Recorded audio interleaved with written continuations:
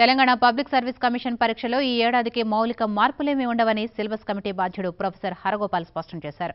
వచ్చే ఏడాది సిలబస్ పూర్తిగా మారే అవకాశాలున్నాయని చెప్పారు. ఈ ఏడాది తెలంగాణ కోణంలో స్వల్ప మార్పులను మాత్రమే అమలు చేస్తామన్నారు. ఉద్యోగ ఖాళీలను వీలైనంత త్వరగా చేపట్టాలని ప్రభుత్వానికి హరగోపాల్ సూచించారు. రాష్ట్రం ఏర్పడిన సందర్భంలో సిలబస్లో ఉదాహరణకి Andhra Pradesh economy, Andhra Pradesh history and culture ఇలా ఉన్నప్పుడు తెలంగాణ రాష్ట్రం వచ్చింది కాబట్టి ఆ కాంపొనెంట్ కొంత మార్చవలసిన అవసరం ఉంటుంది. ఎందుకంటే సందర్భమే మారిపోయింది కాబట్టి. అంటే మా తరఫున ఎలాంటి జాప్యం జరగకుండా మాకిచ్చిన పని ఎంత తొందరగా వీలైతే అంత తొందరగా ఏమాత్రం జాప్యం లేకుండా మా సలహాలు ఇస్తాం.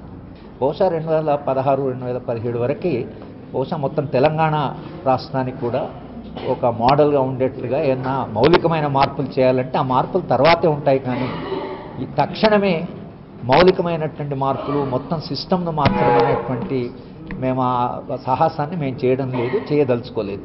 మేము చెప్పింది ఏంటంటే ఏ ఉద్యోగాలు అయితే కావాలో కాస్త మీరు తొందరపడి ఎంత తొందరగా నోటిఫికేషన్ వీలుంటే అంత తొందరగా చేయడానికి ప్రభుత్వము సర్వీస్ కమిషన్కి సహాయపడాలని, అది ప్రభుత్వం యొక్క అంటే ప్రభుత్వ అవసరాల దృష్ట్యా ఈ నియామకాలు చేయవలసిన అవసరం ఉంటుంది కనుక దాని కాస్త తొందరగా యుద్ధ ప్రాతిపదికన చేయండి అని మేము ప్రభుత్వానికి మా కమిటీ తరఫున ఒక సూచన, ఒక సలహా ఇచ్చాం.